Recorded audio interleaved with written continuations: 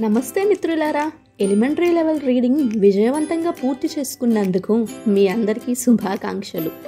మనం ఇప్పుడు elementary reading తర్వాత అడుగు అంటే అడ్వాన్స్డ్ రీడింగ్ వైపు వెళ్ళబోతున్నాం. అడ్వాన్స్డ్ రీడింగ్ బాగా అర్థం చేసుకోవడానికి అన్నిటికంటే ముఖ్యమైనది ఏది?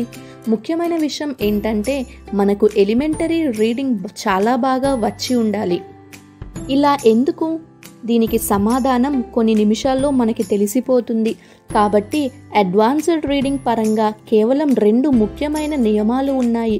వాటిని మనం చాలా మంచిగా అర్థం చేసుకోవాలి. ఈ 2 మాత్రమే కాకుండా మరిన్ని చిన్న చిన్న నియమాలు ఉన్నాయి. అయితే అవి గుర్తుపెట్టుకోవడంలో పెద్దగా ఇబ్బంది ఉండదు. కాబట్టి ఈ 2 ముఖ్యమైన నియమాలు తెలుసుకున్న తర్వాత మనకు అనిపించవచ్చు అడ్వాన్స్డ్ రీడింగ్ అంటే ఎలిమెంటరీ రీడింగ్ ప్లస్ ఈ 2 నియమాలు అని. కాబట్టి అడ్వాన్స్డ్ రీడింగ్ గురించి ఈ వీడియోను నేను మీకు 2 నియమాలు చెప్పి మొదలు పెట్టబోతున్నాను. వీటిని మీరు చాలా శ్రద్ధగా వినాలి మరియు వాటిని గుర్తుపెట్టుకోవాలి.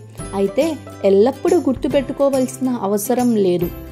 మీకు ఈ కాన్సెప్ట్ అర్థం అయిపోయి ఈ కాన్సెప్ట్ ద్వారా పదాలను చదవడం వచ్చేశాక అప్పుడు ఈ నియమాలు మీకు వాటంతటవే గుర్తుండిపోతాయి. ఈ 2 నియమాలు చెప్పడానికి ముందు నేను మీ ఏకాగ్రతను ఓ 2 విషయాల పైకి మళ్లించే ప్రయత్నం చేస్తాను. ఎలిమెంటరీ రీడింగ్లో మనం చూసాం, ఇంగ్లీష్లో మొత్తం 26 అక్షరాలు ఉంటాయి. వీటిని మనం ఆల్ఫాబెట్స్ అంటాము.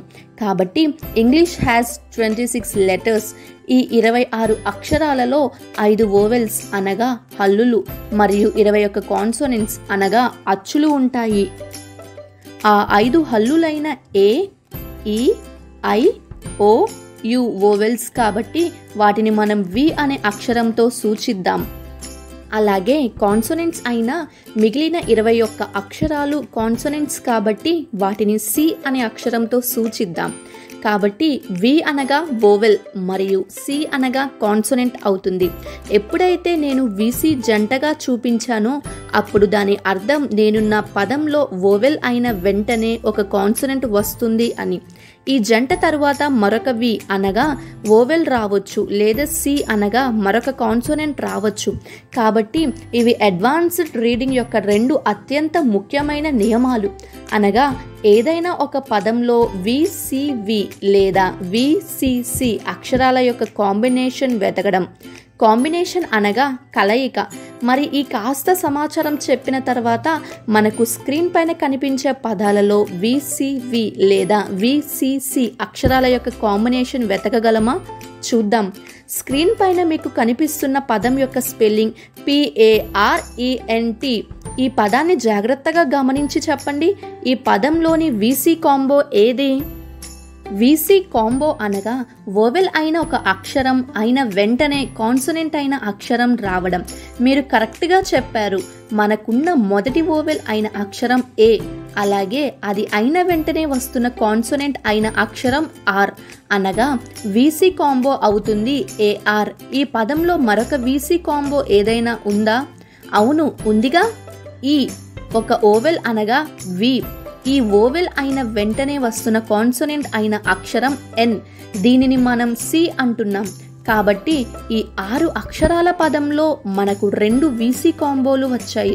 మొదటిది AR మరియు రెండవది ఈ ఎన్. మరొక పదం చూద్దాం.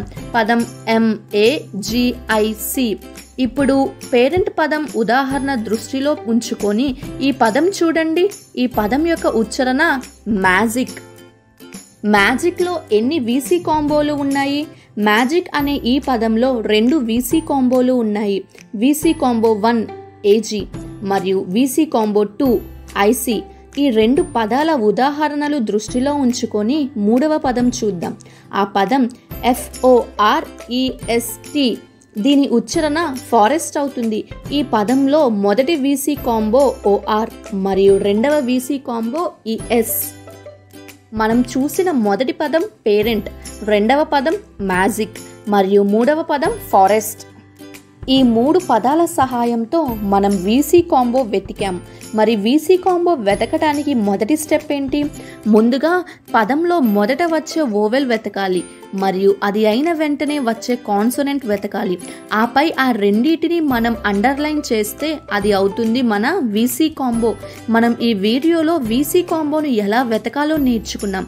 ఒకవేళ మీరు ఉపాధ్యాయులైతే మీ పిల్లలకు చెప్పండి, వారి ఇంగ్లీష్ పుస్తకాలను తెరిచి ఏదైనా ఒక పేజ్ నెంబర్ చూడమనండి. ఉదాహరణకు పేజ్ నెంబర్ 42. పేజ్ నెంబర్ 42లో ఉన్న పదాలలో ఎన్ని పదాలు వీసీ కాంబో కలిగి ఉన్నాయో అవి వెతకమని చెప్పండి. ఒకవేళ పిల్లలందరూ ఆ పేజ్లోని వీసీ కాంబోలని కరెక్ట్గా వెతికి చెప్పినట్టయితే వారికి ఈ కాన్సెప్ట్ బాగా అర్థమైందని చెప్పవచ్చు. ఇక్కడికి మనం వీసీ కాంబో కాన్సెప్ట్ గురించి ఈ వీడియో ముగిద్దాం. తర్వాత వచ్చే వీడియోలో మనం వీసీ కాంబో ఆధారంగా మన ప్రయాణం కొనసాగిద్దాం.